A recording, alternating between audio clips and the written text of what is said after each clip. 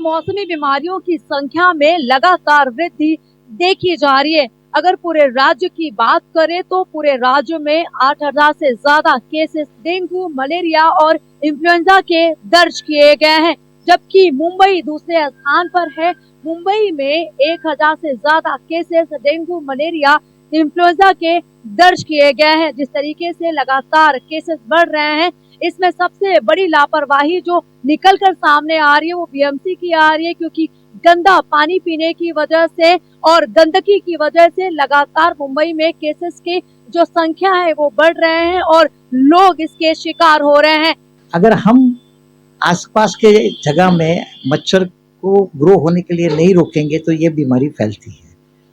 इस बार जरूरत से ज्यादा बारिश हुई है और उसकी सफाई के ऊपर ध्यान दिया नहीं है, न गवर्नमेंट से, बीएमसी ने और प्राइवेट लोगों ने या एनजीओ ने इसके ऊपर ध्यान देना चाहिए कि मच्छरों की उत्पत्ति न हो, क्योंकि ये बीमारी मच्छर और माखी की तरफ से फैलती है। ऐसे में लोगों को बाहर का खाने से बचना चाहिए और ऐसी बीमारियों से सावधानी बरतने के लिए गंदगी से दूरी बनाने की जरूरत है। अब ऐसे में ये देखना होगा कि जिस तरीके से ओपीडी के बाहर लंबी लंबी कतारें देखी जा रही है और लगातार जो संख्या है बीमारियों की वो बढ़ रही है, उस पर लगाम लगाने के लिए क्या कुछ कदम उठाया जाता है। कैमरामैन घनश्याम के साथ में आंचल तिवारी, भारत एक्सप्रेस। दलित, आदिवासी और महिला अत्याचार के खिलाफ सड़कों पर आंदोलन करने वाली कांग्रेस अब युवाओं को लेकर सड़कों पर उतरने जा रही है और कल युवक कांग्रेस द्वारा भोपाल की सड़कों पर एक बड़ा आंदोलन का ऐलान किया गया है। कल मुख्यमंत्री आवास घेराव का कार्यक्रम युवक कांग्रेस करने जा रही है, जिसमें पूरे प्रदेश भर के युवक कांग्रेसियों को आमंत्रित किया गया है। उम्मीद जताई जा रही है सैकड़ों की संख्या में युवक कांग्रेसी पहले रोशनपुरा चौराहे पर एकत्रित होंगे और वहां से एक रैली की शक्ल में मुख्यमंत्री आवास घेरने जाएंगे, जहां पर जो बेरोजगार युवा हैं वो एक पोस्टकार्ड मुख्यमंत्री के नाम सौंपेंगे और कहीं ना कहीं जो सरकार ने अपने संकल्प पत्र में, यानी भारतीय जनता पार्टी ने संकल्प पत्र में जो वादा दिया था, उस वादे को याद दिलाने की कोशिश युवक कांग्रेस की है। युवक कांग्रेस ने साफ किया है कि इस आंदोलन के द्वारा वो युवाओं की आवाज़ उठाना चाहते हैं कि बेरोजगारी को ख़त्म करने के लिए या नौकरी देने के लिए सरकार ने जो संकल्प पत्र में वादा किया था, उस वादे को निभाया नहीं जा रहा है। इसके साथ साथ जो नर्सिंग घोटाला है, जिसमें युवाओं को ठगा गया है और युवाओं का कहीं ना कहीं कैरियर उसमें बर्बाद हुआ है, उसको लेकर भी ये मुद्दा उठाया जाएगा। तो कल का जो युवा कांग्रेस का आंदोलन रहेगा उसमें कांग्रेस के तमाम वरिष्ठ नेता भी शामिल होंगे और ये अपने आप में एक बड़ा जंगी आंदोलन माना जा रहा है। उम्मीद जताई जा रही है कि ये एक बड़ा आंदोलन होगा और उसको लेकर कांग्रेस सहित कांग्रेस के तमाम सारे जो नेता हैं उन्होंने इसकी तैयारी कर ली है और एक बड़ा आंदोलन राजधानी भोपाल में कल देखने को मिलेगा। कैमरामैन मनीष के साथ भारत एक्सप्रेस के लिए भोपाल से अजय भटनागर। विधानसभा चुनाव के बाबत झारखंड में बीजेपी हर दिन एक नया कदम आगे बढ़ाती चली जा रही है। इसी संदर्भ में बीजेपी ने आज चुनाव अभियान समिति या चुनाव घोषणा पत्र समिति की जानकारी दी कि चुनाव घोषणा पत्र समिति बनाई गई है, जिस समिति का संयोजक राजमहल के विधायक अनंत ओझा को बनाया गया है। चुनाव घोषणा समिति का काम ये होगा कि भारतीय जनता पार्टी के जितने भी विधायक हैं, कार्यकर्ता हैं, पदाधिकारी हैं, जो मुख्य कार्यकर्ता हैं, वो तमाम लोग अलग अलग जिलों में जाएंगे, बूथ स्तर तक जाएंगे, मंडल स्तर तक जाएंगे और वहाँ पर सुझाव पेटियों के मार्फत लोगों के सुझाव हासिल करेंगे कि आखिर चुनाव में बीजेपी जो घोषणा पत्र या संकल्प पत्र बनाएगी, उस संकल्प पत्र में क्या क्या समाहित होना चाहिए। प्रदेश अध्यक्ष बाबूलाल मरांडी ने संयोजक अनंत ओझा के साथ मिलकर एक संवाददाता सम्मेलन किया और उसमें ये बताया कि किस तरह से बीजेपी का ये उद्देश्य है कि आम जनता के विचारों के हिसाब से उसका संकल्प पत्र तैयार हो और सरकार बनने के बाद उसी लिहाज से योजनाएं बनाई जाए। कुल मिलाकर देखा जाए तो चुनाव से पहले की जितनी भी तैयारियां होती है वो सारी तैयारियां बीजेपी समय के अनुरूप कर लेना चाहती है। बीजेपी जब चुनाव में जाएगी और ये कहेगी कि हम ये काम करेंगे, तो वो तमाम जो वादे हैं वो वादे जनता के वादे हो जाएं और कहीं न कहीं चुनाव में 2019 की तरह हार का सामना न करना पड़े। भारत एक्सप्रेस के लिए कैमरामैन धर्मेंद्र के साथ मधुकर आनंद, रांची।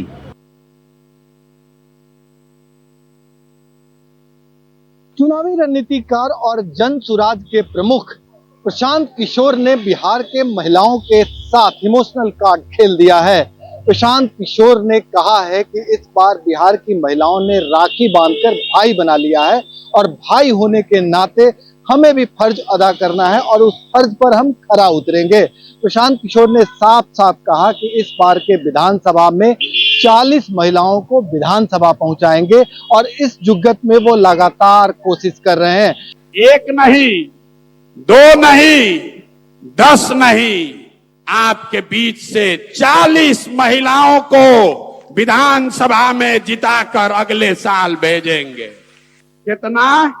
40 महिलाओं को विधानसभा में भेजने का ठेका आपने भाई बनाकर अपने भाई को दे दिया। इसके अलावा अपने तमाम बहनों का हवाला देते हुए साफ तौर पे कहा कि अब बिहार की बहनों को किसी बात की चिंता करने की जरूरत नहीं है।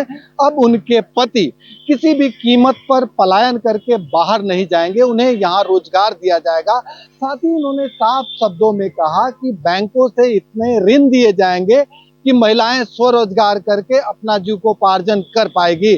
साथ ही बच्चों का हवाला देते हुए प्रशांत किशोर ने साफ तौर पे कहा कि उनके बच्चों की रक्षा करना अब भाई का काम है।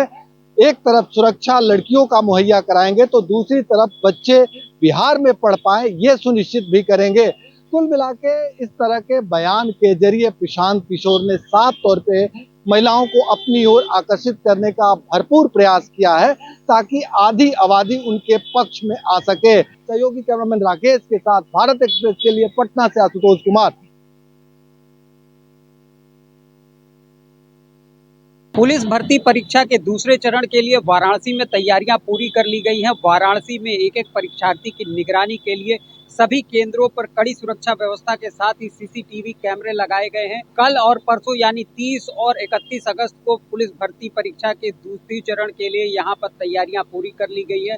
सुरक्षा के खास इंतजाम किए गए हैं। वाराणसी के 80 केंद्रों पर करीब 2 दिनों में 1.25 लाख अभ्यर्थी परीक्षा के लिए पंजीकृत हैं और यहाँ पर चुस्त दुरुस्त व्यवस्था करने के लिए प्रशासन ने एक एक परीक्षा केंद्र के लिए फुल प्रूफ इंतजाम का दावा किया है। वैसे बता दें कि पिछली बार 23, 24, 25 अगस्त को पुलिस भर्ती परीक्षा का प्रथम चरण सकुशल संपन्न हुआ था। प्रशासन ने उस दौरान भी चेकिंग फिस्किंग की कड़ी व्यवस्था की थी। प्रत्येक परीक्षा केंद्र पर परीक्षार्थियों का वेरिफिकेशन करने के बाद ही उन्हें केंद्र में प्रवेश दिया गया। गैजेट्स और इलेक्ट्रॉनिक डिवाइसेस पूरी तरीके से प्रतिबंधित थी। यहाँ वाराणसी के जिलाधिकारी ने वाराणसी के जो परीक्षा केंद्र बनाए गए हैं उसके केंद्र व्यवस्थापकों, स्टैटिक मजिस्ट्रेटों और सेक्टर मजिस्ट्रेटों के साथ बैठक कर उन्हें द्वितीय चरण की परीक्षा यानी 30 और 31 अगस्त को 2 पालियों में होने वाली परीक्षा के लिए जरूरी दिशा निर्देश दिए। बताया जा रहा है कि कल ये परीक्षा सुबह शुरू होगी और उसके बाद शाम को दूसरी पाली की परीक्षा होगी। ऐसे में चुस्त दुरुस्त परीक्षा व्यवस्था के लिए प्रशासन पूरी तरीके से मुस्तैद दिख रहा है। वाराणसी में 80 केंद्र बनाए गए और 1800 सीसीटीवी कैमरों से परीक्षा केंद्रों की मॉनिटरिंग की जाएगी। मतलब कि एक एक परीक्षार्थी की निगरानी की वाराणसी में व्यवस्था की गई है। वाराणसी से सौरभ अग्रवाल, भारत एक्सप्रेस। नाराज कार्यकर्ताओं की नाराजगी दूर करने के लिए जल्द ही भारतीय जनता पार्टी और सरकार दोनों मिलकर आयोग में अध्यक्षों और सदस्यों की भर्ती करने जा रही है। चूंकि 10 सीटों पे उपचुनाव होने जा रहा है, माना जा रहा है कि 2024 का जो परिणाम आया था कहीं ना कहीं इसके पीछे कार्यकर्ताओं की नाराजगी भी एक बड़ी कारण बनी थी।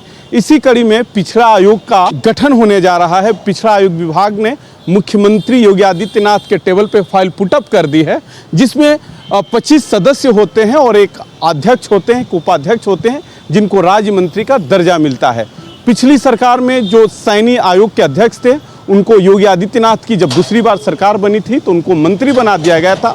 तब से यह पद खाली था और लगातार बीजेपी के जो कार्यकर्ता थे वो सरकार से मांग कर रहे थे कि जिस आयोग में जगह खाली है वहां जल्दी से जल्दी कार्यकर्ताओं को समायोजित किया जाए। उसी कड़ी में जल्द ही और आयोग के पद भरे जाएंगे। सहयोगी राहुल चौहान के साथ रजनीश पांडे, भारत एक्सप्रेस, लखनऊ। बहराइच के महसी तहसील के 30 गांवों में आदमखोर भेड़िए का आतंक है। अब तक 8 मासूम बच्चों का जान ले चुका है आदमखोर भेड़िया, 15 लोगों को घायल कर चुका है और एक महिला की भी इसमें आदमखोर भेड़िए की वजह से मौत हो गई है। हालांकि अब तक जो प्रशासन और वन विभाग जब से चेता है, मुख्यमंत्री योगी आदित्यनाथ ने जब पूरी घटनाक्रम को संज्ञान लिया है, नाराजगी प्रकट की है, उसके बाद से 3 आदमखोर भेड़िया पहले पकड़ा गया और 1 आदमखोर भेड़िया आज पकड़ा गया है।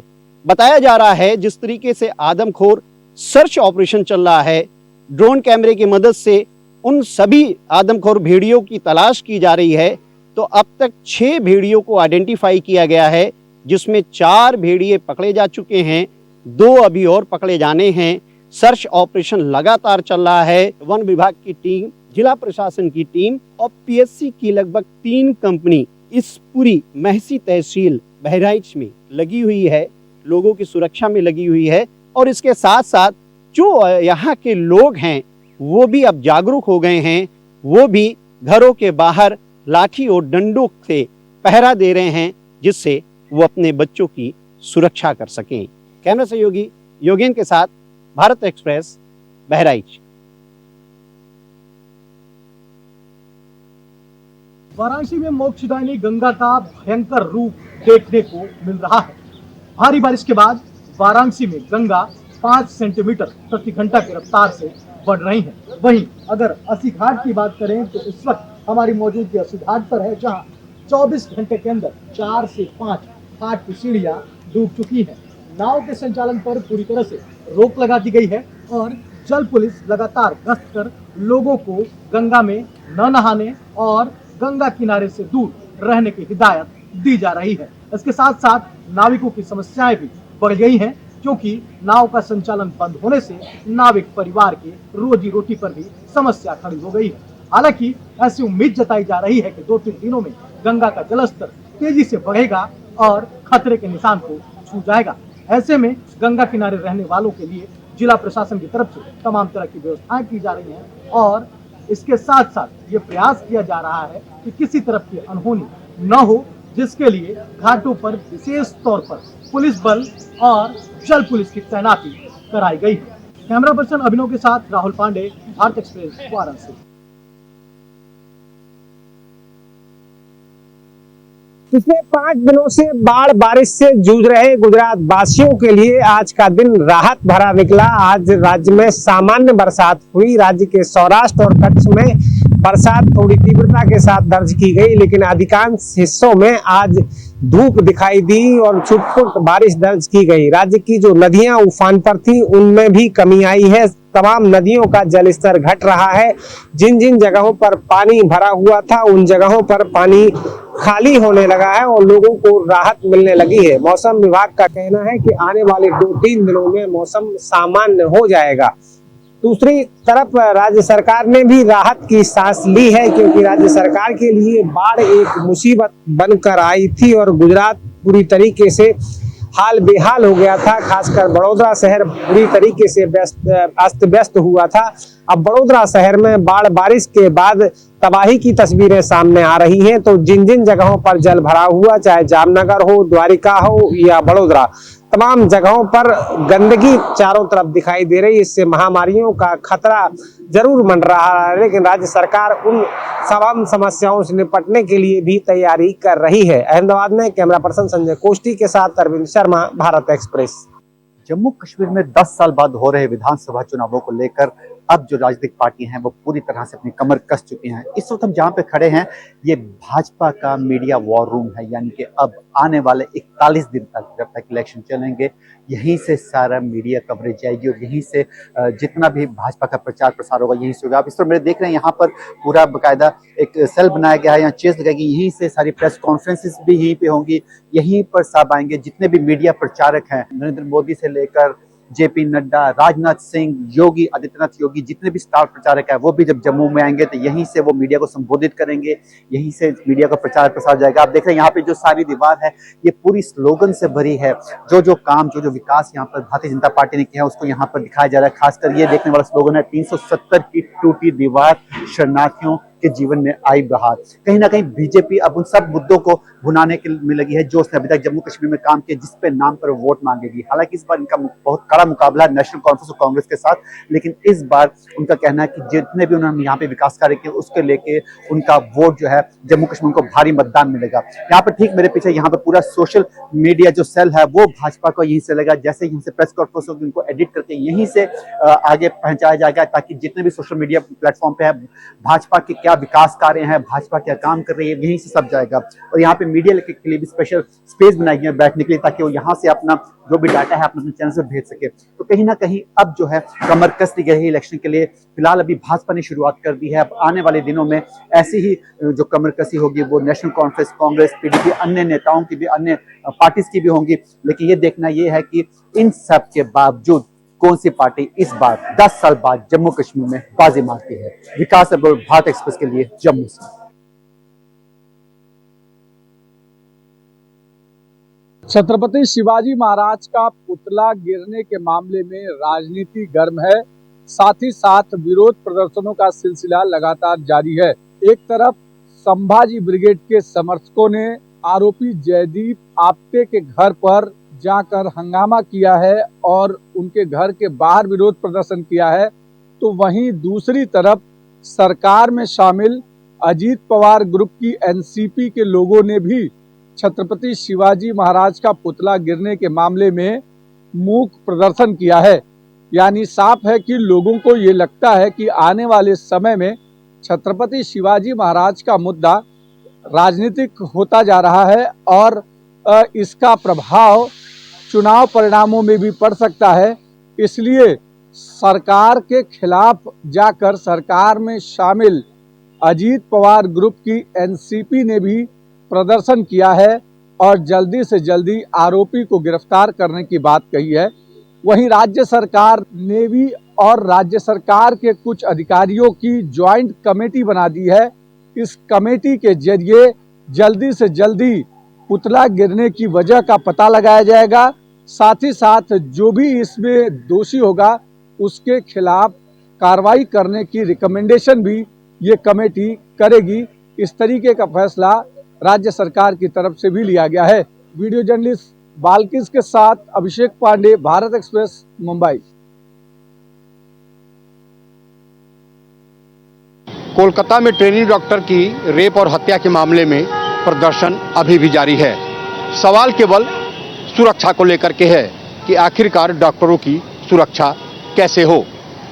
दिल्ली में एक वाकया हुआ जिसमें दिल्ली विधानसभा की उपाध्यक्ष राखी बिडलान के पिता ने एक डॉक्टर के साथ बदसलूकी की।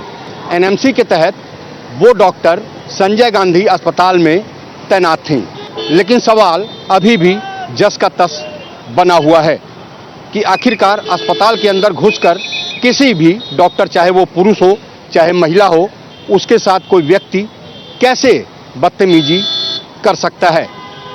लिहाजा सुरक्षा का भरोसा जरूर दिया जा रहा है, लेकिन अभी भी सवालिया निशान सुरक्षा को लेकर के बना हुआ है। कैमरा पर्सन आलोक के साथ राकेश, भारत एक्सप्रेस, दिल्ली। हरियाणा विधानसभा चुनावों को लेकर कांग्रेस की स्क्रीनिंग बैठकों का दौर जारी है। पिछले 3 दिनों से लगातार छोटे छोटे ग्रुप्स में ये बैठकें हो रही हैं। कभी कुमारी शैलजा के साथ ये बैठक है, तो कभी रणदीप सुरजेवाला के साथ, तो कहीं भूपेंद्र हुड्डा के साथ। सभी का रिव्यू इन बैठकों में लिया जा रहा है। साथ ही साथ जो उम्मीदवारों के आवेदन आए हैं, करीब 2500 से ज्यादा 90 विधानसभा सीटों पर उम्मीदवारों के जो एफिडेविट्स है, रिज्यूम है, वो आ चुके हैं। उसी पर लगातार जो मंथन है वो जारी है। लेकिन अब ऐसे में एक खबर ये आई है कि जो मौजूदा सांसद हैं वो विधानसभा चुनाव नहीं लड़ेंगे। आपको बता दें कि कुमारी शैलजा और रणदीप सिंह सुरजेवाला विधानसभा चुनाव लड़ने के इच्छुक है, लेकिन उसी के बीच दीपक बाबरिया, जो कि हरियाणा कांग्रेस के प्रभारी हैं, उनके द्वारा कहा गया है कि कोई भी सांसद चुनाव नहीं लड़ेगा, अपने क्षेत्र में विधायकों को और नेताओं को जिताने का काम करें। अब ऐसे में सवाल ये उठता है कि जब कुमारी शैलजा लगातार विधानसभा चुनाव लड़ने का मन बना रही हैं और इस बात को कह भी रही हैं, तो ऐसे में जब उनको चुनाव नहीं लड़ाया जाएगा तो आगे की रणनीति पर क्या असर पड़ेगा, क्योंकि कहीं ना कहीं रणदीप सुरजेवाला और कुमारी शैलजा विधानसभा का चुनाव लड़कर विधायक बनकर ये अपनी जो मुख्यमंत्री पद की दावेदारी है भूपेंद्र हुड्डा के सामने वो मजबूत करना चाहते हैं। अब देखना महत्वपूर्ण होगा कि क्या कांग्रेस हाईकमान उन दोनों नेताओं को विधानसभा चुनाव लड़ने की इजाजत देता है या नहीं। कैमरा पर्सन दिलीप के साथ प्रशांत त्यागी, भारत एक्सप्रेस, दिल्ली। महिला पहलवानों के यौन उत्पीड़न के मामले में मुकदमा का सामना कर रहे WFI के पूर्व अध्यक्ष बृजभूषण शरण सिंह की ओर से दायर याचिका पर दिल्ली हाईकोर्ट 26 सितंबर को सुनवाई करेगा। दिल्ली हाईकोर्ट ने बृजभूषण शरण सिंह को संक्षिप्त नोट तैयार करने के लिए 2 हफ्ते का समय दे दिया है। बृजभूषण शरण सिंह ने दिल्ली हाईकोर्ट में याचिका दायर कर कहा है कि उनके खिलाफ दर्ज FIR और अदालत की कार्रवाई पर रोक लगाई जाए, जिसका दिल्ली पुलिस ने विरोध किया है और कहा है कि यह याचिका सुनवाई योग्य नहीं है। इस स्टेज पर ही याचिका को खारिज किया जाना चाहिए। जबकि बृजभूषण शरण सिंह की ओर से पेश वकील ने कहा कि अगर उनके खिलाफ कार्रवाई होगी तो उन्हें कमजोर करने की कोशिश की जाएगी, क्योंकि निचली अदालत ने इस मामले में आरोप तय कर चुका है। मुकदमा की कार्रवाई शुरू हो चुकी है। अब देखना होगा जब 26 सितंबर को इस मामले में दिल्ली हाई कोर्ट सुनवाई करेगा और उससे पहले बृजभूषण शरण सिंह की ओर से संक्षिप्त नोट दिया जाएगा, उसके बाद दिल्ली पुलिस क्या कुछ दलीलें देती है और उन दलीलों के बाद हाई कोर्ट क्या आदेश देता है। भारत एक्सप्रेस के लिए कैमरा पर्सन हुक्म सिंह के साथ गोपाल कृष्ण।